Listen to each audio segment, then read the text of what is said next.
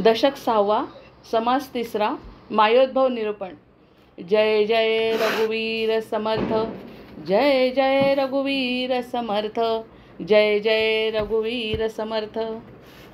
सदा सर्वदा योग तुझा घडावा, तुझे कारणी देह माझा पडावा।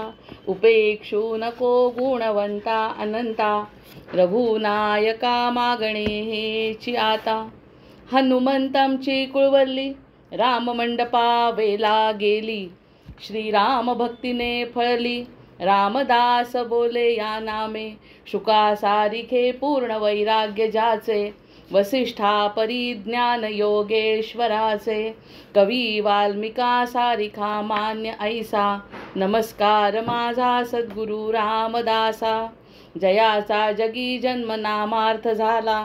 जयाने सदा वास नामात केला, जयाच्या मुखी सर्वदा नाम कीर्ती। नमस्कार त्या ब्रह्मचैतन्य मूर्ती, नेत्राने गुरुराज मूर्ती आपुली। मी जे धवा पाहिली, तू विष्णू शिव तूच दैवत मला।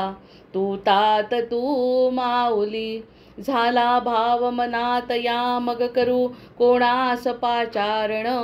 प्रल्हादा गुरुराजया नित तुम्हा, माझे असो वंदन।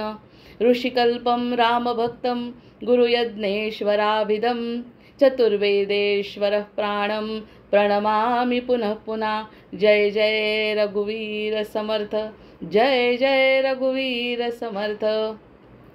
गणेश शारदा चैव सद्गुरुः सज्जनस्तथा, आराध्य दैवतं गुह्यं सर्वं मे रघुनन्दनः। गणेश शारदा सद्गुरु संत सज्जन कुळेश्वरू, सर्व ही माझा रघुवीरू। सद्गुरु रूपे श्रीराम, माझे आराध्य दैवत। परम गुह्य गुह्यातीत, गुह्यपणाची मात। न चले जेथे, यो जातो मरुदंशजोक्षित तले। संबोधयन् सज्जनान् ग्रंथं यो रचयन् सुपुण्यजनकं, श्रीदासबोधाभिधं। यः कीर्त्या पठनेन सर्वविदुषां, स्वान्तापहारी सदा। सोऽयं मुक्तिकरक्षितौ विजयते, श्रीरामदासो गुरुः। मला वाटते अंतरित्वा वसावे, तुझ्या दासबोधासित्वा बोधवावे। अपत्यापरी पाववी प्रेमग्रासा, महाराजया सद्गुरु रामदासा। ब्रह्मानंदं परमसुखदं केवलं ज्ञानमूर्तिं, द्वन्द्वातीतं गगनसदृशं तत्त्वमस्यादिलक्ष्यम्। एकं नित्यं विमलमचलं सर्वधी साक्षिभूतं, भावातीतं त्रिगुणरहितं सद्गुरुं तन्नमामि। गुरुर्ब्रह्मा गुरुर्विष्णु गुरुर्देवो महेश्वरः, गुरुः साक्षात् परब्रह्म तस्मै श्रीगुरवे नमः। अनेन प्रियतां देवो भगवान् जानकीपतिः, श्रीरामचन्द्र पूर्वेषाम् अस्माकं कुलदैवतं। श्रोता वक्ता श्रीराम समर्थ, जय जय रघुवीर समर्थ, जय जय रघुवीर समर्थ, जय जय रघुवीर समर्थ। बघा, मायोद्भव निरूपण आपला समाज जो सुरू आहे, त्या ठिकाणी ब्रह्माची ओळख करून देण्याचा प्रयत्न आहे। आणि हे जे ब्रह्म आहे ते ब्रह्म अविनाशी आहे, आणि ते एकच तत्व आहे। आणि त्या एका तत्वापासून ही जी उत्पत्ती झाली आहे तेवढं फक्त वेगळं आहे। सगळ्यात मोठी गोष्ट जर आपण अशी लक्षात घेतली, म्हणजे जसं ते कृपालूजी महाराज म्हणायचे की मोठी मोठी अक्कल से सोचिए, जास्त खोलात जाण्याची गरज नाही। एक पुरुष आणि बाकी सगळी प्रकृती, त्या प्रकृतीमध्ये सगळे आले। किती चांगली संकल्पना आहे समजण्यासाठी। म्हणजे आपल्या बुद्धीच्या कक्षा विस्तारण्यासाठी अतिशय साध्या शब्दामध्ये असं विवरण आपल्याला पुरेसं पडू शकतं। कारण त्यांचा ज्ञानमार्ग, ज्ञान ते देणार आहे, ते ज्ञान घेत असताना आपल्याला पटेल, आपल्याला रुचेल असं पण आपण छोटंसं स्पष्टीकरण जरी करून त्यांच्याकडून घेतलं त्यांच्या कृपेनी, तरी फक्त एक पुरुष आणि बाकीची प्रकृती। बरं, एक पुरुष आणि बाकीची प्रकृती असं जरी म्हटलं तरी प्रकृती कुणाची आहे? सगळी प्रकृती, सगळी सगळी, एक तो सोडला तर बाकी सगळी प्रकृती। हा किती छान संकल्प आपल्या मनामध्ये आज येऊ शकतो। कितीतरी चांगला संकल्प या ठिकाणी आपल्या मनामध्ये येऊ शकतो की तो आणि प्रकृती त्याची म्हणजे आपण म्हणतो मी माझा देह, म्हणजे मी आणि माझा देह, तसा तो आणि त्याची प्रकृती. मग त्याची प्रकृती म्हणजे त्याची आहे ना ती, हा पण एक महत्त्वाचा मुद्दा आहे. जसा आपण देहाशी संबंध घेतला तर देहामधला आत्मा असेपर्यंतच देहाला किंमत आहे. म्हणजेच देह कुणामुळे आहे? आत्म्यामुळे आहे. मग आपल्या देहाचा जरी आपण विचार केला तरी तोच विचार आहे. मग पिंडी ते ब्रह्मांडी म्हणतात ते काही खोटं आहे का?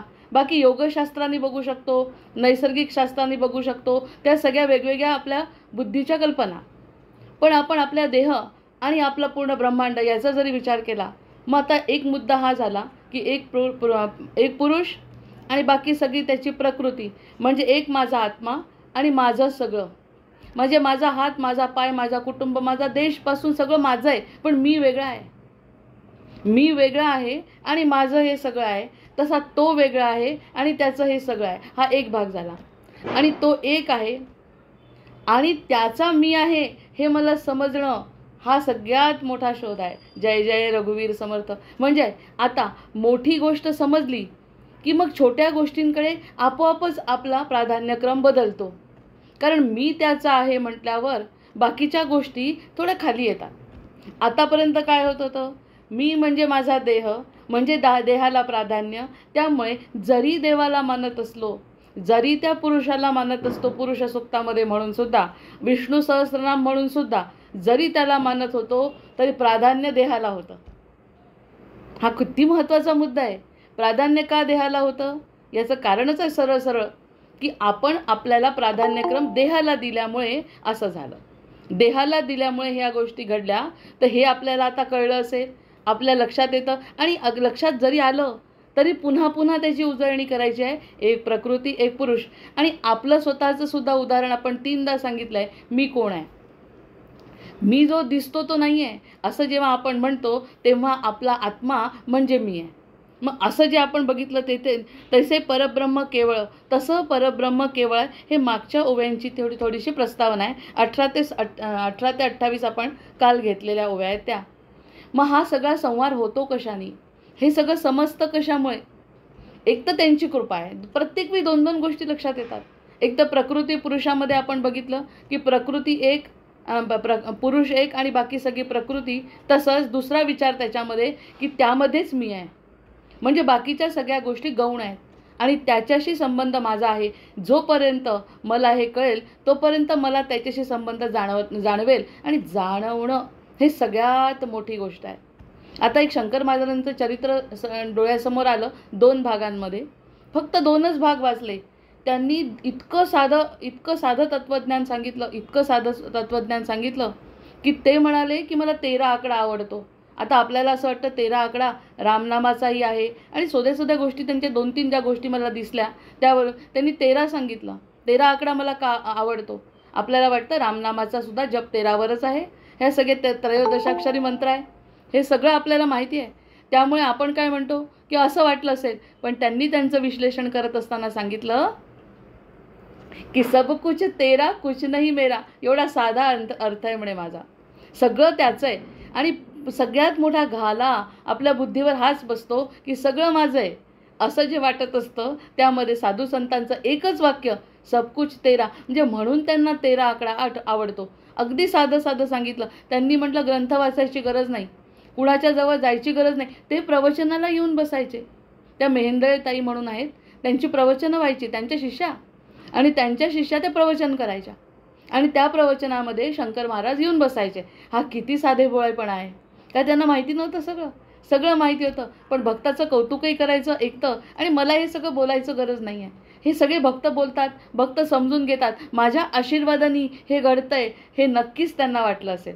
भक्ताला सुद्धा वाटतंय आणि त्यांना सुद्धा वाटतंय मला माझी वाणी खर्च करायची गरज नाही. माझा भक्तच तसं बोलायला लागलाय, कारण त्याला भक्ताला सांगितलंच आहे मी तसं बोलायला.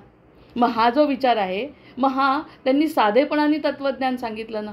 मग तितका साधेपणा आपण आपल्यामध्ये एवढाच फक्त विचार करायचा. हे तत्त्वज्ञान का वाचायचं? कारण हा दासबोध वाचत असताना या गोष्टीचं ज्ञान होत राहतं. पण ज्ञान दुय्यम आणि जाणीव प्रथम. प्रत्येक गोष्टीत 2 गोष्टी आहे. ज्ञान दुय्यम, जाणीव प्रथम. पहिल्यांदा जाणीवच तर दुय्यम होती. आतापर्यंत माझं वाटत होतं महत्त्वाचं. हा शंकर महाराजांच्या एका शब्दातून सुद्धा, म्हणजे कोणतेही महाराज असो, त्यांनी सांगितलं देह प्रारब्धावर सोडावा. आता इतकं सोपं नाही ते वाक्य समजायला, तरी आपले महाराज किती साध्या साध्या पद्धतीने सांगतात, वेगवेगळ्या पद्धतीने चित्र काढून सांगतात. लोक सगळं करून त्यांनी एकच सांगितलं, मला तेरा आवडतो. मग त्यांना आवडतो म्हटलं की त्यांना फॉलो करणारे लोक विचारणारच आहे का आवडतो, त्याचं कारण सांगितलं. नंतर त्यांनी एवढं सगळं प्रवचन लोकांचं ऐकलं, म्हणजे आपल्यासारख्यांचं प्रवचन ते ऐकतात महाराज स्वतः येऊन, आणि ते तथास्तु म्हणतात. आणि ते म्हणतात या सगळ्या गोष्टींची काही गरज नाही, पण आपल्याला सत्संग करायचा आहे म्हणून आपण या सगळ्या गोष्टी करायच्या. कारण आपण एकांतातला अनुभव कसा घेणार आहे? एकांतातला अनुभव आपण घेऊ शकत नाही. आणि एकांतातला जो अनुभव घेतला तो फक्त स्वतःपुरता मर्यादित राहील, हो की नाही? एकांतातला जो फोन खूप करतात, एकांतातला जो अनुभव आहे तो आपल्याला स्वतःमध्ये आनंद देईल, पण इतरांना त्याचा फायदा होणार नाही. त्यामुळे महाराज म्हणतात की जे काही आहे ते समजलाय तो बोलतोय, म्हणजे कशाचीच गरज नाही आहे. जय जय रघुवीर समर्थ, कशाचीही गरज नाही आहे. हे जर लक्षात आलं तर मग हे तत्त्वज्ञान कठीण आहे का? नाही आहे. कारण ते तत्त्वज्ञानातले जे 2 शब्द आहेत ते फक्त आपल्याला अनुभव घ्यायचा आहे, हे महत्त्वाचं आहे. आता इथे ते तत्व कशाने कळलं हे सगळं? मला इतके फोन येत आहेत ना, काय करावं बाई खरंच. आणि हे कळलं कशाने पण? आणि देवानी दिला आशीर्वाद हे सगळं ठीक आहे, देवानी आशीर्वाद दिला, देवाच्या आशीर्वादाने कळलं, पण तो आशीर्वाद फलद्रूप कसा झाला?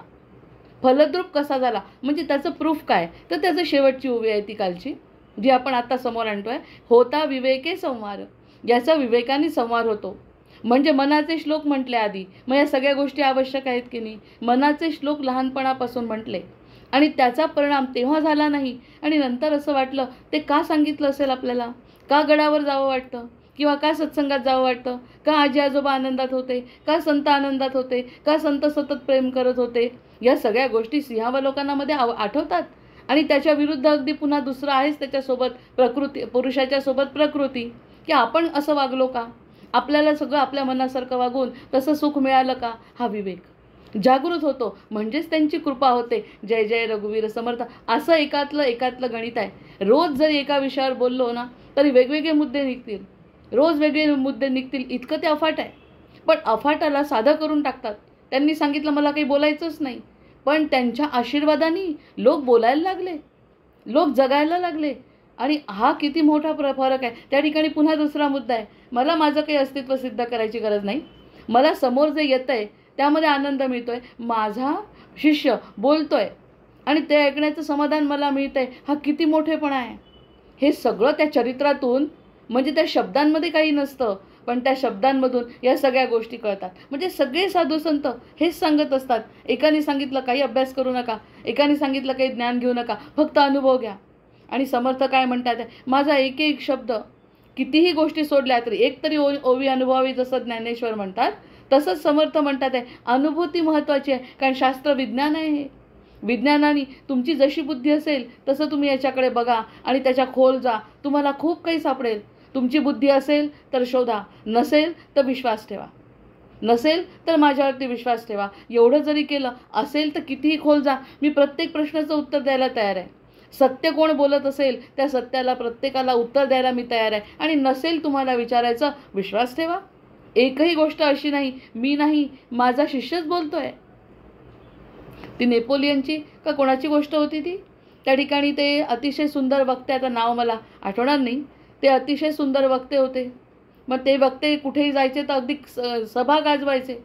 तर हा जो होता त्याचा ड्रायव्हर, तो ड्रायव्हर, त्या ड्रायव्हरची जी आणि त्याची गोष्ट आहे, तर ते म्हणाले की ड्रायव्हरनी एकदा असं म्हटलं की मी तर सगळं ऐकलं आहे त्यांचं, आता ते सगळं ऐकल्यानंतर मी काय बोलू शकणार नाही. आणि बोलण्याची कला आहेच, कारण सतत त्यांच्यासोबत आहे.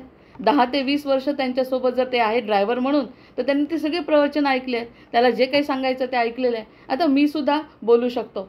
आणि त्यांनी एक दिवस सांगितलं की आता मी प्रवचन करतो, काही हरकत नाही म्हणाले. काही हरकत नाही, कारण प्रत्येक मोठा माणूस ना कधीच कोणी असं स्वतःला ग्रेट समजायचा प्रयत्न करत नाही. ज्या अर्थी शंकर महाराज त्यांच्या प्रवचनात येऊन बसले, त्या अर्थी यांनी सुद्धा त्यांना होकार दिला असेल असं काही मानायला हरकत नाही. आणि तो प्रवचनाला उभा राहिल्यावर सगळं खडखड बोलला. कारण पाठांतर आहे, बुद्धी आहे, ती सतत ऐकलेलं आहे, सतत ऐकल्यामुळे पाठांतर झालं. त्यात मग आता सगळं प्रवचन झाल्यानंतर त्याचं बोलणं, लेक्चर म्हणतात त्याला, ते झाल्यानंतर एक श्रोता उठला आणि त्या श्रोत्याने जो प्रश्न विचारला ह्याला त्याचं उत्तर येईना, कारण त्याचा तसा अभ्यास नव्हता. पाठांतरांनी जेवढं होतं तेवढं त्याला सांगता आलं, त्याचा तसा अभ्यास नसल्यामुळे. पण प्रसंगावधान कसं? ते म्हणाले ही गमतीची गोष्ट सांगते, याच्याशी याचा संबंध नाही. ते म्हणाले हे काय एवढं कठीण नाही, ह्याचं उत्तर तर माझा ड्रायव्हरसुद्धा सांगेल. म्हणजे किती प्रसंगावधान म्हणावं, आणि त्यांनी ड्रायव्हरला प्रश्न विचारल्यावर काय राहणार आहे शिल्लक, तसं म्हणायचं. एखाद्या श्रोत्याला, एखाद्या वक्त्याला एखादी गोष्ट आली नाही तर अरे मला नाही येत, पण माझ्या दासबोधात बघा ना, माझ्या दासबोधामध्ये सगळं मिळणार आहे. मला जरी आलं नाही कारण माझी पोपटपंची आहे. हा दृष्टांत याच्यासाठी की पोपटपंची आणि सत्य शेवटी आहे. त्याला येत होतं सगळं, पण येत होतं सगळं तर त्याला मर्यादा होत्या. जशा आपल्या बोलण्याला मर्यादा आहे तशा मर्यादा नक्कीच आहेत. ती गोष्ट तर मला इतकी आवडली की हो, किती प्रसंगावधान. त्यांनी म्हणावं की माझ्या ड्रायव्हरला येतं, आणि ड्रायव्हर काय आहे मग, आता ड्रायव्हर म्हणजे मूळ सत्य आहे. मग तसं म्हणायचं मला येत नाही आज, याचं उत्तर मला येत नाही, पण माझं काय दासबोधामध्ये शोधा, आणि दासबोधामध्ये नाही असं काहीच नाही, भगवद्गीतेमध्ये नाही असं काहीच नाही. मग अशा पद्धतीने प्रसंगावधान राखून जर श्रोता वागला तर प्रत्येकाचं समाधान तो करू शकतो, एवढी खात्री समर्थ देतात. आणि समर्थांना मान्य आहे, जसं शंकर महाराजांना मान्य आहे की मी मेहेंदळे ताईंच्या प्रवचनात बसतो शांतपणे, कोणत्याही प्रकारचा त्यांना त्रास न देता संपूर्ण ऐकून घेतलं, कोणत्याही प्रकारचा त्यांनी विरोध व्यक्त केला नाही. हा किती मोठेपणा आहे. मग या सगळ्या गोष्टींनी साधं नाही का हे सगळं तत्त्वज्ञान? सगळं साधं आहे. कोणीच त्या ठिकाणी कठीण नाही, कोणीच त्या ठिकाणी जबरदस्ती करत नाही, आणि सगळे एकमेकांना उचलून धरणारे हे संत आहेत.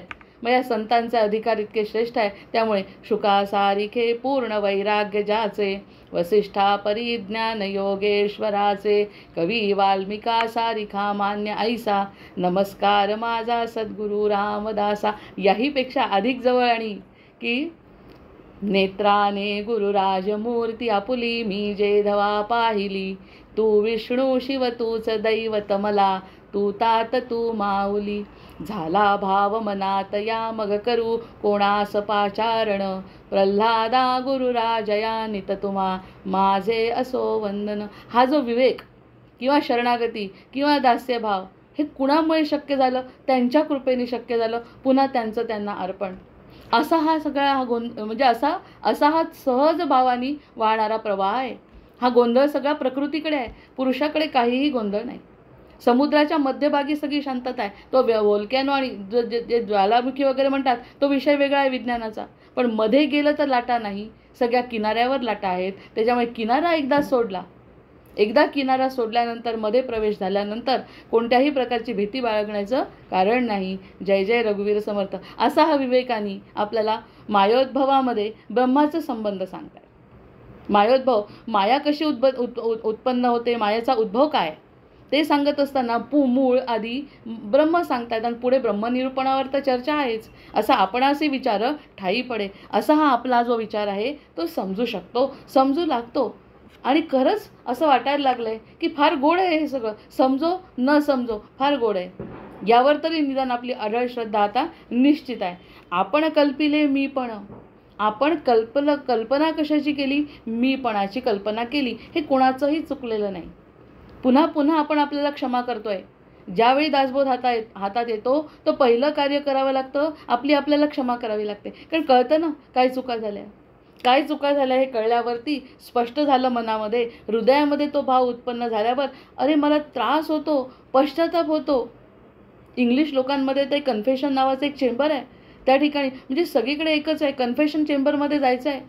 तिथे फक्त तो समोर पाद्री असतो त्यांचा, आणि हा व्यक्ती जे बोलतो ते पाद्री ऐकतो आणि त्याप्रमाणे त्याला सांगतो काय तुला वाटतंय. म्हणजे हे कन्फेशन म्हणजे एक प्रकारचा पश्चातापच आहे. पश्चाताप झाल्याशिवाय कन्फेशन चेंबरमध्ये कोण जाईल?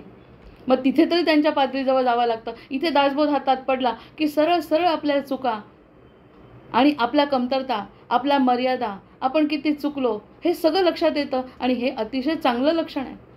हे आल्यानंतर सगळ्यात पहिल्यांदा क्षमा करावी लागते. क्षमा करायला शिकलं पाहिजे. जे आतापर्यंत इतरांनाच तर केली नाही आपण, तर आपल्याला काय करू स्वतःला क्षमा. मग आपण अति चांगलं झालो तरी स्वतःला क्षमा करत नाही, तर पहिल्यांदा क्षमा करावी लागते. जाऊ दे, झालं गेलं, गंगेला मिळालं, इतकी काय फार मोठी चूक नाही. आणि झालीही असेल तर ती समर्थचरणी अर्पण केली. चांगलं आणि वाईट सगळं समर्थचरणी अर्पण केल्यावर मग आपण चांगलं माझं असं कसं म्हणणार आहे? ज्या अर्थी एवढ्या चुका क्षमा झाल्या तेव्हा कुठे काही शब्द बोलता आले किंवा काही अनुभव घेता आले. त्यामुळे हा प्रश्नच येत नाही. जे काही दिसतंय ते सगळं त्यांची कृपा आहे, असा हा जो विवेक आहे. हे कल्पिलेले जे मी पण आहे त्याला धक्का बसला की नाही? पण धक्का बसत असताना मी एका वैराग्य निरूपणामध्ये सांगितलं होतं, बोललो होतो आपण, की वैराग्य म्हणजे झाडावरचं पान जसं आपोआप निखळून पडतं तसं आपोआप शांत होतोय. आपोआप आपण आपल्याला क्षमा केल्यानंतर आपलं मी पण गेलं. दुःख झालं का? उलट दुःख न होता लवकर व्हायला पाहिजे होतं अशी भावना निर्माण होते. काय समर्थांना अपेक्षित आहे या ठिकाणी? आपल्याला असं वाटतंय, तुम्हाला जर कोणी जबरदस्तीने म्हटलं आता आपल्याला की घराच्या बाहेर पडा, किती त्रास होईल. पण तेच जर स्वतःहून गेलो, काही दुसऱ्या कारणाने जावं लागलं, आपण होऊन जाणं आणि कुणी हाकलून देणं यामधला फरक आहे. या ठिकाणी त्यांनी आपले कल्पिलेले मीपण, इतकी मीपणाच्या अहंकारामध्ये व्यक्ती असताना सुद्धा जर मीपणा संपत असेल, कल्पना हे म्हणाली, मीपणा म्हणजे कल्पना आहे, मी म्हणजे कल्पना आहे, तो मी खरा आहे, माझं म्हणजे कल्पना आहे. हा एवढा मोठा धक्का दिला आहे समर्थांनी, तरी कोणत्याही प्रकारचा त्रास जर झाला नाही तर आपण आपल्याला क्षमा केली म्हणायचं.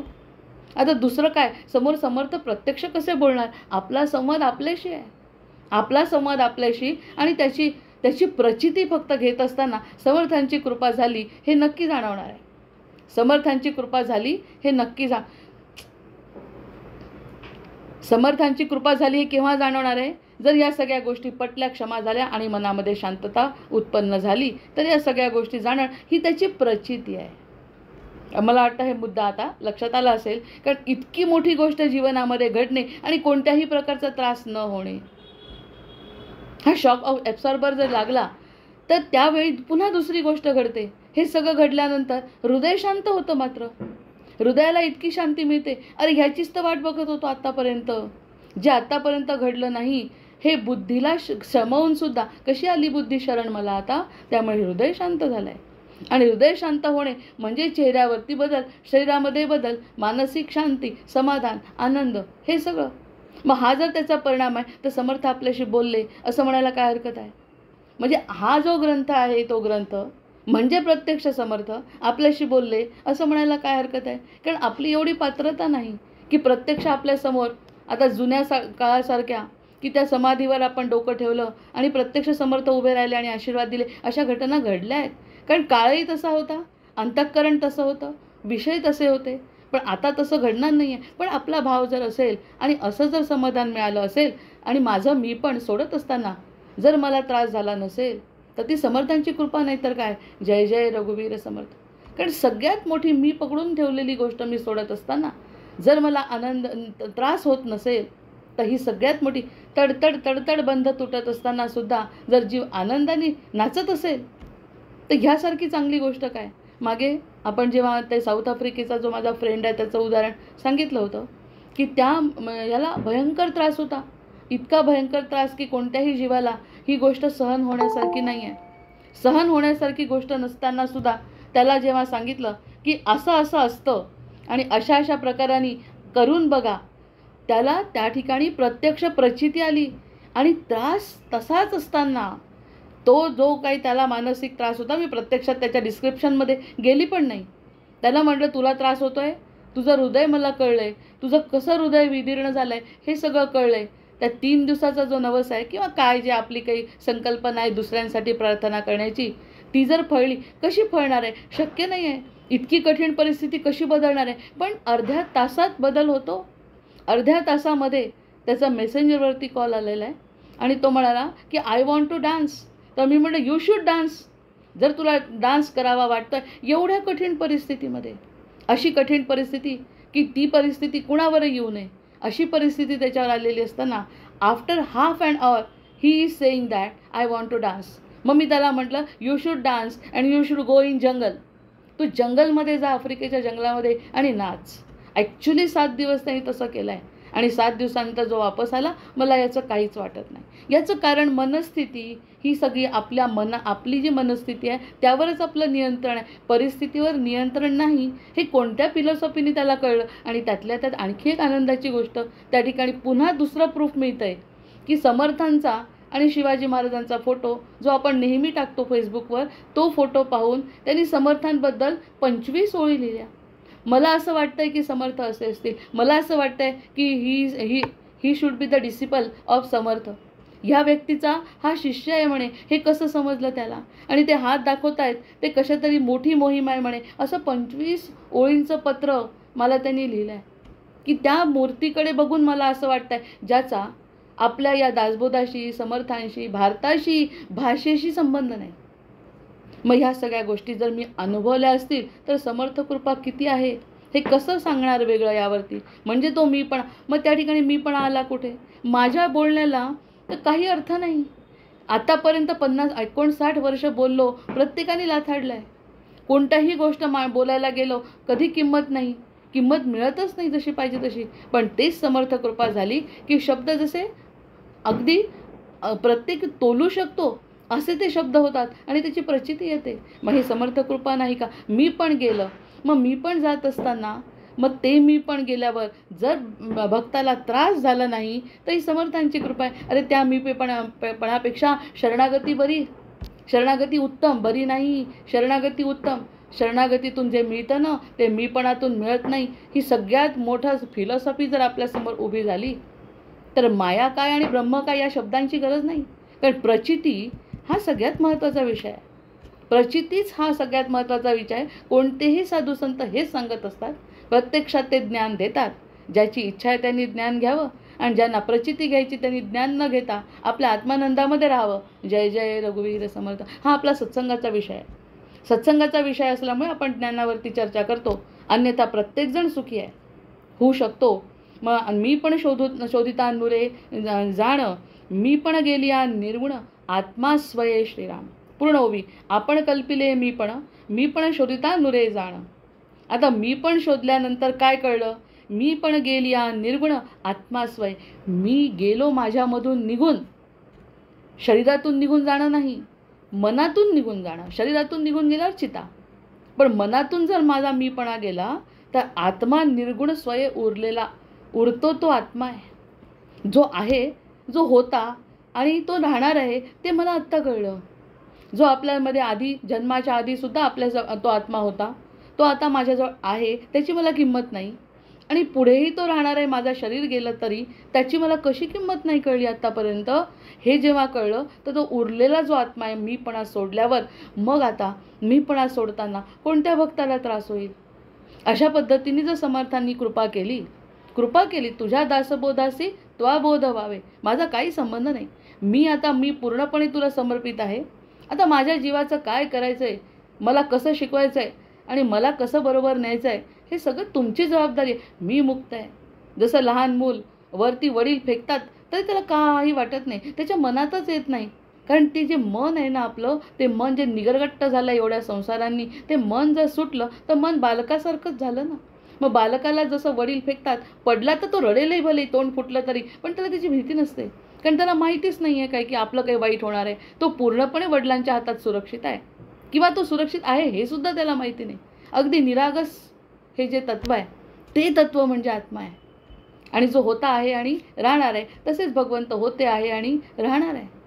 ही जी माहिती आहे ती माहिती फक्त समर्थ कृपेनी मिळते आणि पटू शकते. मिळते तर खूप ठिकाणी आता ज्ञानाचे तर इतके सागर झालेलं आहे सगळीकडे आता की सगळीकडून ज्ञान वाटायला लोक आहेत आणि भरपूर सोशल मीडियावर प्रत्येकजण पाठवतच असतात. पण त्यातून आपली आत्मप्रचिती, स्वतःची प्रचिती कोणाला आहे आणि तेच फक्त गिनेचुने दुर्मिळ लोक जे आहेत ते भगवंताचे प्रिय आहेत. जालिया तत्वाचे निरशन. आता ह्या तत्वाचं निरशन झालं. निर्गुण आत्मा तोच आहे आपण. मग ह्या तत्वाचं जर निरसन झालं, याला एक छोटंसं उदाहरण आपण त्या दिवशी घेतलं. शांतपणे जर आपण आपला विचार केला, फक्त स्वतःचा विचार 10 मिनटं विचार केला, किती चांगला आहे आपण. आपलेच गुण आपण गायचे, आपण किती चांगलं आहे. वागत नाही तो दुसरा मुद्दा. मनात इतकं येतं असं वाटतं ह्याला मदत करावी, त्याला मदत करावी, खूप सुंदर रांगोळी काढावी, खूप सुंदर चित्र काढावं, खूप सुंदर गाणं म्हणावं लता मंगेशकरसारखं. हे अतिशय उत्तम दर्जाचे विचार. कुणाचं डोकं फोडावं असे विचार आपल्या मनात येत नाही. कुणाला मारून टाकावं, कुणाला काही मनात येत नाही. बुद्धीच्या मनात येतं. तिथे दिसत आहेत ना 100 रुपये, ते उचलावे, हे बुद्धीचं काम आहे. हृदय म्हणतं उचलायचं नाही. म्हणजे आपलं हृदय किती चांगलं आहे ह्याचा जर शांतपणे विचार केला तर आपले 99% गुण चांगले आहे. 99 प्रत्येकामध्ये. आणि हे अगदी सत्य आहे. दासबोधामध्ये सांगितलं आपण चांगलंच आहे. फक्त त्याला जे वेष्टन आलं आहे ना, मीपणाचं किंवा बुद्धीचं किंवा या भौतिक जगाचं, त्यामुळे समजत नाही. समोर दिसलेली नोट जी घ्यावी वाटते ती बुद्धी आणि देऊन टाकावी वाटते ती हृदय. नाही घ्यायची. आपला ज्याच्याशी संबंध नाही त्याला आपण हातही लावायची गरज नाही. हे जे सांगतं ते हृदयाचं काम आहे. आणि तो आत्मा आहे जो सापडला आहे. आत्मा स्वये निर्गुण. तो 29व्या ओवीमध्ये त्यांनी सांगितलं आहे समर्थांनी की ज्या ठिकाणी जे जे उत्तम उदात्त उन्नत जे माझ्याजवळ आहे ते सगळं आत्मस्वरूप आहे. किती मोठी शोध लागतोय आपल्याला. हा शोध लागणं ही महाराजांची कृपा आहे. मी चांगली आहे म्हणजे पुन्हा दुसरा मुद्दा आहे. मी चांगली आहे मग ही जबाबदारी पण माझीच आहे. जर मी चांगली आहे कळलं तर मला वाईट वागता येणार आहे का? माझ्याकडे देव माझा पाहतो आहे, मागे उभा मंगेश, पुढे उभा मंगेश. माझ्याकडे देव माझा पाहतो आहे, मागे उभा आहे, पुढे उभा आहे. मी कसं वाईट वागणार? म्हणजे आधी कळल्यानंतर जबाबदारी संपली नाही. कळल्यानंतर जबाबदारी आणिक वाढली. कारण तो सहस्र डोळ्यांनी माझ्याकडे बघतोय. आणि दुसरा मुद्दा त्यामध्ये बघत असताना जर मी काही चांगलं केलं तर त्याचं फळही मला तो देणार आहे. वाईट करणारच नाही. केलं तर त्याचंही फळ मला मिळणार आहे. आणि चांगलं केलं तर त्याचंही फळ मला मिळणार आहे. माझे जर अश्रू त्याच्यासाठी आले ते त्याला कळले तर त्याचंही फळ मला मिळणार आहे. कारण त्याच्यासारखा मला कळणार आहे. ह्या दोन्ही गोष्टी आत्म्याशी संबंधित आहे. बाकी शरीराशी त्याचा काही संबंध नाही. शरीराशीच जर संबंध नाही तर कुटुंब, घर आणि देश याच्याशी काय संबंध आहे? आपला मीपणा सुटत असा जर मीपणा सुटला, समर्थ म्हणतात, असा जर मीपणा सुटला आणि त्याला जर त्रास झाला नाही तर उरलं ते ब्रह्म. सुवर्ण खाली पडेल. माझ्या कवितेतल्या त्या ओळी, सुवर्ण खाली पडेल. हां, खाली जे उरलं ते सुवर्णाचा गोळा म्हणजे आपला आत्मा. मग तो आत्मा आपला जो आहे की नाही, होता की नाही? होता, पण तो जाणवत नव्हता. म्हणून म्हटलं ना, जाणीव महत्त्वाची. जसं शंकर महाराजांनी म्हटलं की त्यांच्या प्रवचनांमध्ये अतिशय उत्तम प्रवचन झालं, पण त्या प्रवचनांमधून एक शब्द जरी जाणवला तर तो खूप महत्त्वाचा आहे. असं जेव्हा ते समोर बसून आशीर्वाद देत असतील त्या मेहेंदळे ताईंना, म्हणजे नक्कीच त्यांच्या आशीर्वादामुळे त्यांना ते सगळं प्राप्त होणार आहे. मला बोलायची गरज नाही. हे किती मोठं तत्त्वज्ञान आहे. नंतर तत्वामध्ये मी पण गेले तरी निर्गुण सहजची उरले, सोहम भावे प्रत्यय आले आत्मनिवेदन. आणि सोहम भावानी, या सोहम म्हणजे सोहम कोहम म्हणतोय आपण.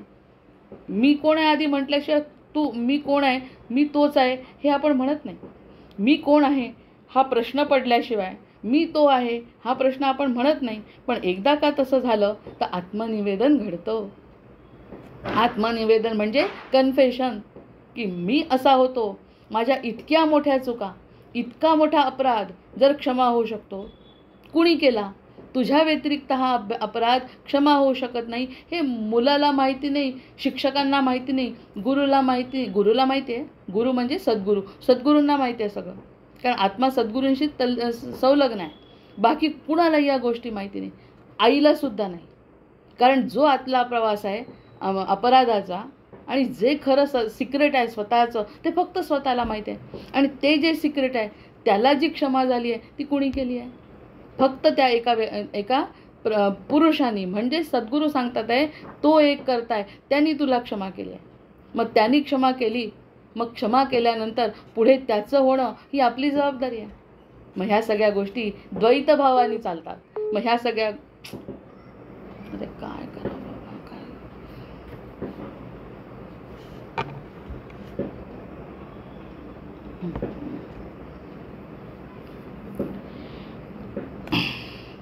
आत्मनिवेदन होता, देवभक्तांशी ऐक्यता. आता आत्मनिवेदन झाल्यानंतर काय घडतं याच्यावरती खरं खूप मोठं चर्चा होऊ शकते, पण आता आपल्याला पुढे सरकायचं आहे. आत्मनिवेदन होता, देवभक्तांशी ऐक्यता. देव आणि भक्त एक होतो. कारण जे सांगितलं ते मला सांगणं अपेक्षित आहे. त्याला माहिती नव्हतं का? माहिती होतं, पण सांगणं अपेक्षित आहे. जर स्वतःहून सांगितलं तर ते शरणागती आहे, जबरदस्तीने. आता एक घटना घडली, अतिशय चुकीची घटना घडली राजकारणामध्ये आज पुण्यामध्ये जी घडली, ते नंतर त्यांनी करार मागे घेणं म्हणजे त्या ठिकाणी प्रश्न तत्वाचा सुटला. प्रश्न तत्वाचा काय होता? हा करारच करायला नको होता, धर्माशी करार करायला नको होता, पण केला. बरं, केला तर केला. जेव्हा आंदोलन पेटलं तेव्हा तो करार मागे घेतला. त्याला काही अर्थ आहे का? अजिबातच अर्थ नाही. कारण बूंद से गई व हौद से काय, हौद से गई व बूंद से नाही, काय ती म्हण आहे, त्याच्याप्रमाणे गेलं ते गेलं. मग या ठिकाणी सांगितलं आहे त्यांनी, एकदा का मला वाटलं म्हणजे आत्मनिवेदन झाल्यानंतर आपलं आणि त्याचं वेगळं नाही हे आधीच मी सांगणं, मला असं वाटलं हे सांगणं म्हणजे त्याची अपेक्षा भगवंताला आहे. वेळ पडली, सगळीकडून काची पडलो, सगळीकडून त्रास आणि हे सगळं झाल्यानंतर तू माझा आहे, सगळं आपलं आयुष्य संपल्यानंतर त्याला काही अर्थ नसतो. गेलं ते आयुष्य आता.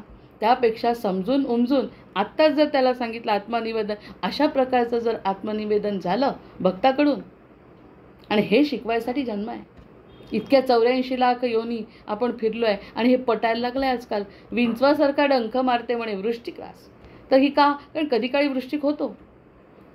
आणि ह्या सगळ्या गोष्टी जर आपल्याला प्रूव्ह करतायत विज्ञानाच्या द्वारे, मानो किंवा न मानो हा मानण्याचा प्रश्न आहे, पण मानून जर फायदा होत असेल तर न मानण्याचं कारण नाही. मग त्यांनी अशा प्रकारचं जर आत्मनिवेदन झालं, तर देव भक्तांशी ऐक्यता. मग देव आणि भक्त ऐक्यता होती का आत्तापर्यंत? ऐक्यता आपली, आपण देवाला देव म्हणत होतो, आपण सद्गुरूंना सद्गुरू म्हणत होतो, त्यांची पूजा अर्चा सगळं करत होतो, पण प्रत्यक्षात एक ऐक्य होतं का? कारण त्यांनी जे सांगितलं ते करायचं आपण ठरवलंच नव्हतं. त्यांनी जे सांगितलं त्याच्या अगदी विरुद्ध वागत होतो. मी पण होतो. त्यांनी म्हटलं मीपणा जाळल्याशिवाय मी भेटत नाही. अहंकाराने, रावणाला म्हणे अहंकाराने जाळलं, म्हणजे अहंकारामुळे तो गेला, मी नाही मारलं, त्याच्या अहंकाराने. मग असा अहंकार जितके दिवस सांभाळायचा आहे तितका अहंकार म्हणजे वाईट अहंकार नाही, देहाची आसक्ती म्हणजे अहंकार, देहाच्या संबंधित सगळ्या गोष्टी म्हणजे अहंकार, हे माझं आहे. ह्यामध्ये असं जर झालं तर आपली ऐक्यता होती का देवाशी आत्तापर्यंत? नाही. एकदा का देवाशी ऐक्यता झाली म्हणजे मग आत्मनिवेदन सिद्ध झालं. आत्मनिवेदन सिद्ध झाल्यानंतर ही एक ऐक्य, अरे भगवंताची ऐक्य, तो म्हणतो ते मी ऐकतोय. हे काही काळाचा हा प्रश्न आहे. की तो म्हणतो तसं मी ऐकतो. नंतर मला वाटतच नाही की मी काही त्याचं ऐकतोय, हा तिसरा भाग आहे. पण सध्याच्या परिस्थितीत तो सांगतो, तो जे परिस्थिती देतो त्यामध्ये मी समाधानी राहायचं अगदी पक्क जर ठरवलं तर मी त्याचं ऐकलं. तो परीक्षा खूप घेतो म्हणे, इतक्या कठीण परीक्षा घेतो, वेगवेगळ्या पद्धतीने वैयक्तिक परीक्षा घेतो. पण त्या परीक्षा घेत असताना जर भक्ताची निष्ठा ढळली नाही तर ते ऐक्य सिद्ध झालं, नुसतं बोललं नाही, नुसतं न बोलता सिद्ध झालं. हा अनुभव सिद्ध मंत्र आहे. मग त्यांनी सांगितलं आत्मनिवेदन होता, देवभक्तांशी ऐक्यता, साचार भक्त विभक्तता सांडून झाला. ही विभक्तता सोडली. विभक्तता म्हणजे ह्या सगळ्या गोष्टी सोडल्या, वेगळं असं काही नाही. बरं, यामध्ये माया ब्रह्मजीव आला का काही कुठे? हे आपल्यासाठी चाललं आहे सगळं. आपल्या शिष्याला सांगत असताना समर्थ म्हणतात आहे, पुढे हे सगळे प्रश्न माझ्या शिष्याला पडतील ज्याला स्वतःचं कल्याण करायचं आहे, किंवा ज्याचं मला कल्याण करायचं आहे त्याच्या हाती हे सगळं पडणार आहे. त्यामुळे या सगळ्या गोष्टी स्पष्ट केलेल्या बऱ्या. निर्गुणासी नाही जन्ममरण. आता एक आणखी पटलं की निर्गुणाला जन्ममरण नाही, आत्म्याला जन्ममरण नाही. शंकराचार्य म्हणतातच आहेत ना की आत्म्याला मरण नाही आहे. जे काही आहे आपलं बाकीचं जे चाललं आहे त्याला मरण आहे. रोज डोळ्यांची दृष्टी कमी होते, कानांनी ऐकू येतं, केस जडतात. मग या सगळ्या गोष्टी आपण देहाच्या बघतोच आहे. कुटुंबातले लोक कमी होतात, घरं आपण सोडून दुसरीकडे जातो, हे सगळं बदलत असतं. एकही गोष्ट अशी नाही, लहानशी आपली नात असते एवढीशी, ती अगदी मोठी दिसायला लागते. हे आपोआप बदलतं. जरी तो चांगला बदल असला तरी तो बदल आहे ना, तो स्वीकारावाच लागेल. लहानपणाचं कोळे पण राहत नाही. मग आपल्याला जरी वाटलं 1 वर्षाचं बाळ तसंच राहावं, फार गोड दिसतंय, मोठं नाही व्हायला पाहिजे, पण असं होऊ शकत नाही. हा बदल होणारच आहे. मग हा बदल जो घडत राहतो, तो घडत होत असताना त्याला मरण आहे. कारण आपल्याला त्याच्यापासून दुरावा आहे. त्यामुळे आपल्याला सोबत आहे, हे लोक सोबत आहे, त्याच्यातूनच दुरावा पण आहे. या सगळ्या गोष्टी आहेत. या सगळ्या कशाशी आहे? या सगळ्या देहाशी संबंधित आहे. किती पटवतात ना वेगवेगळ्या पद्धतीने. इतक्या वेगवेगळ्या पद्धतीने पटवायचा प्रयत्न असतो, तरीसुद्धा आपलं मन म्हणे की त्याचं ऐकतच नाही. त्याचं ऐकत नाही. जे खरं आहे त्याच्याकडे जात नाही आणि खोट्याच्याच मागे लागतो. हे आता तरी किमान थांबवावं लागेल. मग आत्मा निर्गुणासी नाही जन्म मरण, निर्गुणासी नाही पाप पुण्य. निर्गुणाला पाप आणि पुण्य पण नाही. म्हणून कृष्ण जेव्हा सांगतो की जेव्हा तू मार, इकडे म्हणे अपराध आहे, कोणाचा खून करणं आणि कुणाला मारणं अपराध आहे. पण आत्म्याला पाप पुण्य नाही तुझ्या. ते जे काही करतोय ना देहानी, ते मी सांगतोय, माझ्या सांगण्याने करते. तू शरण ये मला आधी, मामेकम शरणम ब्रज. आधी तू मला शरण ये. तुला जरी वाटतंय ते काका आहे, जरी तुला वाटतंय ते मामा आहे, आणि जरी तुला ते सासरे, आणि जरी तुला ते गुरु, ते तुला वाटतंय ते तुझ्याजवळ ठेव. त्याच्याशी तुझा काही संबंध नाही असं समज. हे या जन्मीचं नाही, मी तुझे 100 जन्म पाहिलेत म्हणे. असं किती वेळा सांगतात भगवंत त्या ठिकाणी. तुझे 100 जन्म पाहिलेत. ह्या जन्मामध्ये काय अडकून बसलाय, मार त्यांना. आणि आपण जर एखाद्याला काडी जरी मारली तरी गुन्हा दाखल करतात. काडी मारली तरी इथे एवढे मरण झाले तरी कोणत्याही प्रकारचं पाप पुण्यामध्ये आत्मा अडकत नाही. आत्मा अडकत नाही, कारण पुढे परमात्मा आहे. परमात्म्याच्या जवळ जर आपण हात धरला तर आत्म्याला काहीच त्रास नाही, कारण त्याचा अंश आहे तो. सगळं चांगलं त्याचं आहे. आणि सगळ्यात चांगल्या दृष्टीने शुद्ध अंतःकरणाने आपण या सगळ्या गोष्टी केल्या तर आपल्याला कसं त्याला पाप पुण्य राहणार आहे. आणि पाप पुण्य न राहणे म्हणजे पुन्हा आपला साधा अर्थ मोठी अक्कलसे आपण समजून घेऊ. पाप आणि पुण्य हे वाटण्यावरच आहे की नाही. त्याला वाटत होतं स्वर्ग मिळेल, हे सगळं वर्णसंकर होईल किंवा हे सगळं वाटणे आहे, त्याचं काळजी तू नको करू म्हणे. आता सध्या तू मी जे सांगतो ते ऐक. त्याचे परिणाम तुझा जे मिळतील ते सहन कर, ते जे मिळतील ते स्वीकार. हे सगळं माझा खेळ आहे समज. हा सगळा माझा खेळ. ते महाभारताचं युद्ध असो की आपला स्वतःचा संघर्ष असो, त्या ठिकाणी हे सगळं माझं चाललंय लीला. आत्मसाक्षात्कार व्हावा, प्रकृतीचा खेळ करा, ही लीला माझी आहे. तू सगळं माझ्यावर सोड. कर्तव्य करावंच लागणार आहे. तुला बाण उचलावे वाटत नाही गुरूंवर, पण उचलावेच लागणार आहे. म्हणजे आपल्याला जे काही करावं वाटत नाही ते सुद्धा करावं लागणार आहे. पण परमात्म्याच्या साक्षीने केल्यानंतर आत्म्याला मग त्याच्या पापपुण्याबद्दल बोलत होती की पापपुण्य नाही म्हणजे कसं, की काहीही झालं तरी ते सुखात राहणार आहे असं तू समज. म्हणजे स्वर्ग नरक कल्पना मनाच्या क्षणात विरला भार. आता मला भारच नाही आहे, त्या परिस्थितीत मी समाधानी राहीन, हा त्याचा अर्थ आहे. मग ते तेव्हाही घडत होतं, आताही घडतात आहे. आपला संघर्ष वेगळा, अर्जुनाचा संघर्ष वेगळा, प्रत्येक जीवाचा संघर्ष वेगळा, गायीचा संघर्ष वेगळा, प्रत्येकाचा संघर्ष वेगळा. पण त्या संघर्षामध्ये त्यांना तेवढं ज्ञान नाही, तेवढं त्यांना विवेक नाही, त्यांची भोगयोनी आहे. त्यामुळे ते त्याच्यामध्ये बदल करू शकत नाही. संघर्ष म्हणजे संघर्ष, तसंच दुःख म्हणजे दुःख, सुख म्हणजे सुख. ते कोणत्याही पासून आलं तरी सुख ही संकल्पना सुखच आहे. त्याच्यामुळे मुलापासून सुख आहे, सोन्यापासून सुख आहे, देवापासून सुख आहे, हे सुख हे सुखच आहे. हे किती एकत्र करून ठेवलं आहे देवानी, हे फक्त दृष्टी उघडी केली तर समजेल. अन्यथा आपण आपल्या सुखाच्या कल्पनांमध्ये राहू ना. त्यामुळे मला काही फरक पडत नाही कशाचा असं म्हणून आत्म्यामध्ये लीन जर राहिलं तर कोणत्याही प्रकारचं पापपुण्याचा दोष लागत नाही.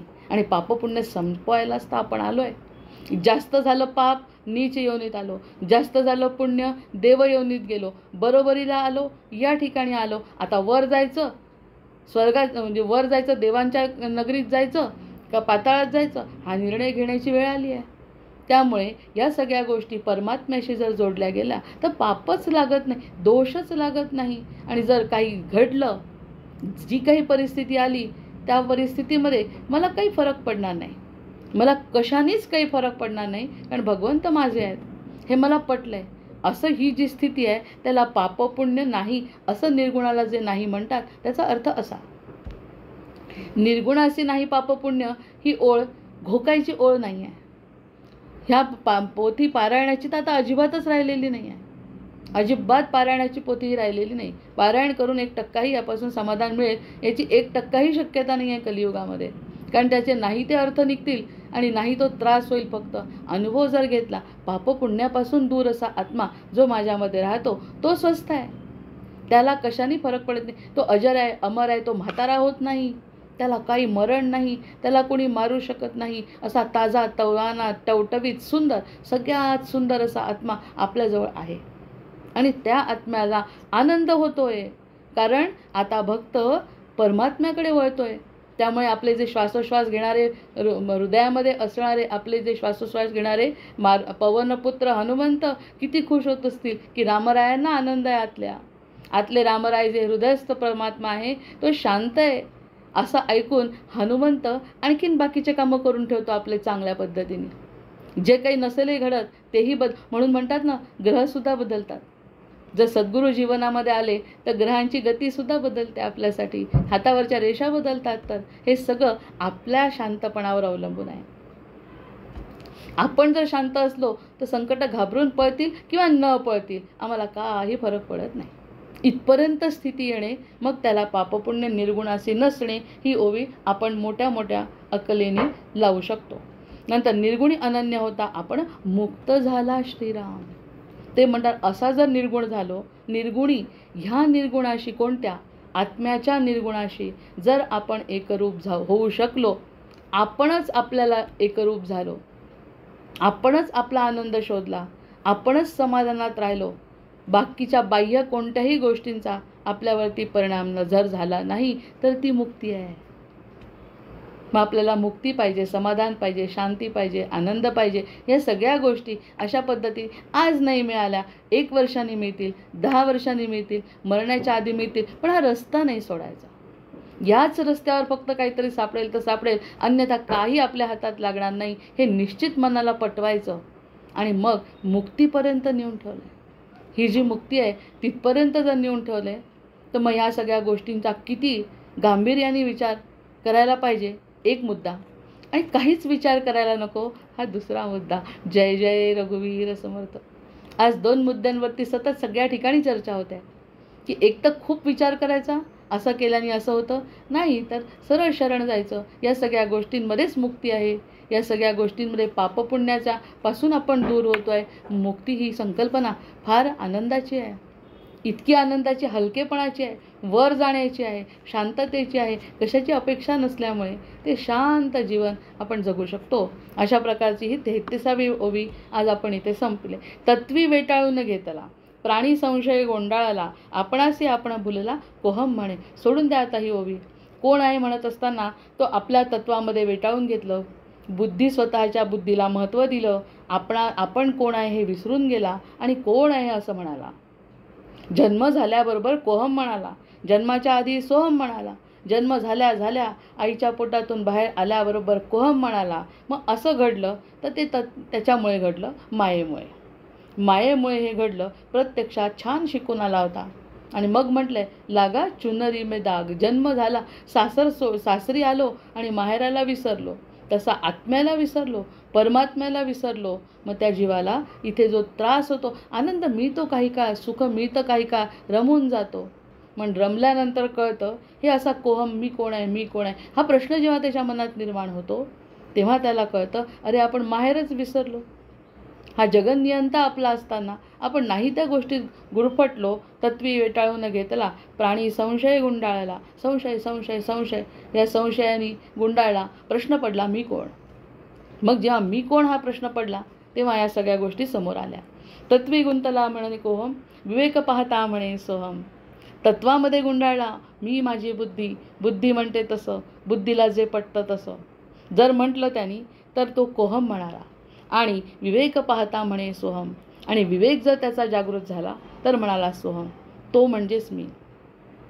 आणि नंतर अनन्य होता अहम सोहम मावळली. आणि नंतर त्याही पुढची अवस्था जेव्हा येते, ऐकायला काय हरकत आहे गोड या गोष्टी सगळ्या. इतक्या गोड गोष्टी जर ऐकायला मिळत असतील तर कधी ना कधी आपल्या जीवनात फरक पडेल आणि भगवंताची आणि समर्थांची कृपा होईल. हे निश्चित मनाशी ठेवून या गोड गोड गोष्टी ऐकायला ओढ लागते मनाची. त्यांनी सांगितलं अंतःकरण शुद्धीची गरज नाही. अजूनही आपल्या मनामध्ये काय येतं याला काही आपल्याला नियंत्रण नाही आहे, नियंत्रणच नाही आहे याबद्दल. त्याचीही चिंता करू नका. फक्त तुम्ही ओढ ठेवा. हे शब्द, या जे गोड शब्द आहेत त्या गोड शब्दांची ओढ ठेवली ना तर बाकी सगळं भगवंत करून घेतात. मग कोहम म्हणे तत्वी गुंतला म्हणे कोहम. तिसरी अवस्था सांगितली अनन्य होता अहम सोहम मावळली. आणि जेव्हा तो अनन्य होतो, अहम नाही आणि सोहम नाही, काहीच नाही, फक्त एक अद्वैत आणि अद्वैत तत्वज्ञानाचे समर्थ असल्यामुळे त्यांनी भक्तीमधूनच ही गोष्ट सांगितली की मी आणि तू काही वेगळा नाही. या उपरी उर्वतीत त्याची स्वरूप संत देही असोनी देहातीत जाणीजे ऐसा. यावरी उपरीत तेची स्वरूप संत, ते जे स्वरूप आहे ते स्वरूप संतांचं स्वरूप देही असोनी देहातीत जाणीजे ऐसा. मग असा जो व्यक्ती आहे तो व्यक्ती देहामध्ये आहे पण देहामध्ये असून सुद्धा देहातीत झाला. कारण देहामध्ये सुखी होईल असं कोणी आहे का? या प्रश्नाचं एक तर समर्थांचा समास आहे पूर्ण याकडे की कसा संसार असायला पाहिजे, संसार कसा असायला पाहिजे. अतिशय उत्तम संसार त्यांनी सांगितला, येईलच तो. इतका सुंदर संसार त्यांनी सांगितला आहे असायला पाहिजे. पण तसं कुणाच्याच नशिबात नाही. जो सुंदर संसार त्यांनाही माहिती आहे, जो त्यांनी केला जरी नसला तरी त्यांना अतिशय उत्तम संसार कसा असायला पाहिजे हे त्यांना माहिती आहे. पण तसं शक्य नाही ना.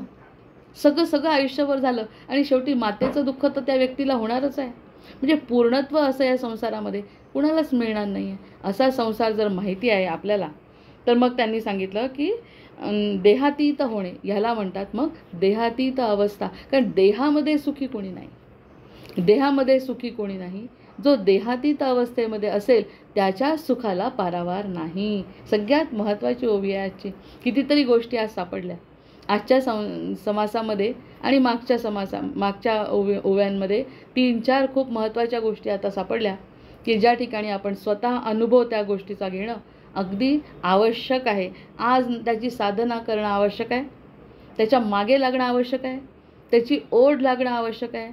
आणि ती ओढ एकदा लागली की समर्थ पाठीवरून हात फिरवणार नाही किंवा फिरवला म्हणूनच ओढ लागली असं म्हणायला हरकत नाही.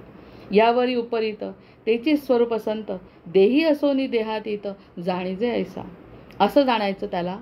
आता मानायचं असं की हा आनंद मिळतोय म्हणजे हा देहातीत अवस्थेला पोचलेला आहे.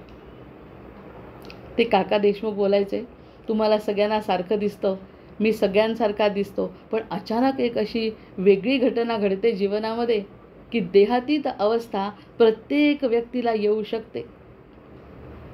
समजावून सांगत असताना माझं वय झालं आहे, मी असं झालं आहे हे मला दिसतंय, पण मी साक्षीभावाने जेव्हा बघतो माझ्याकडे तेव्हा मला कळतं की मी बघणारा वेगळाच आहे आणि जे माझी अवस्था झाली आहे ती माझ्या देहाची झाली आहे. असं सांगत असताना ती देहातीत अवस्था साक्षीभावाने पाहणे म्हणजे ती अवस्था देहातीत अवस्था अशी आहे. त्या अवस्थेमध्ये पूर्णत्व आहे, त्या अवस्थेमध्ये आत्मिक सुख आहे, त्या अवस्थेमध्ये समाधान आहे. त्या अवस्थेला देव आणि भक्त असं ऐक्य हे नाव आहे. म्हणजे तिथपर्यंत नेऊन ठेवतो देव. आपल्यापर्यंत ओढलंच ना त्यांनी. इथून सूट, सगळ्या प्रदूषणातून सूट. आणि जे काही उत्तम आहे ते उत्तम म्हणजे मी आणि तू काही वेगळा नाही. मग मी उत्तम, तूही उत्तम. सूर्य माझा सूर्य माझा सूर्य माझाही. ह्या सगळ्या ज्या अवस्था आहे, जसा तू जसा तू जसा तू अमर, तशी मी तशी मी तशी मी अमर. असं वाटायला लागतं की तू अमर आहे, मी पण अमर आहे. जसा तू आहे तशीच मी आहे. फक्त जे नाही वाटत माझं तसं नाही आहे ते मी आता सोडण्याचा प्रयत्न करते. या उपरी उर्वरित त्याचे स्वरूप संत देही असोनी देहातीत जाणीजे ऐसा. यांना जाणायचं आता. असे लोक जे आपल्या समोर येतात त्यांना जाणायचं. संदेह वृत्ती ते न भंगे, संदेह वृत्ती ते न भंगे, म्हणून बोलिलेची बोलावे लागे. संदेह वृत्ती तुटत नाही ना तुमची, म्हणून म्हणतात समर्थ बोलावं लागतं. अन्यथा एका शब्दात संपणार आहे सगळं. मी पुष्कळदा असं म्हटलं की हा संपायला हरकत नाही खरं तर, पुढे जायची काही गरज नाही. जर देहातीत अवस्था झाली, आनंद आणि समाधान मिळाला तर थांबायला काय हरकत होतं. पण ते म्हणतात संदेह वृत्ती संपत नाही न. संदेह वृत्ती न ते न भंगे म्हणून बोलिलेची बोलावे लागे. तेच तेच तेच तेच बोलावं लागतं. समर्थांना सुद्धा समजतंय की पुन्हा पुन्हा बोलतोय आणि आपण पुन्हा पुन्हा ऐकतोय, तरी जर बदलत नाही तर त्यांच्या मनाला किती यातना होत असतील. किती सांगावं याला आता, किती अडकलाय. नंतर बोलावी आम्हासी हे घडले प्रसंगे श्रोती क्षमा करावे श्रीराम. ते म्हणतात आम्हाला हा प्रसंग आला आहे. इथे पुन्हा 2 मुद्दे आहेत. का आला आहे त्यांच्यावर प्रसंग? कारण अतिशय प्रेम आहे, अतिशय कल्याणाची इच्छा आहे, दुसरं काही नाही.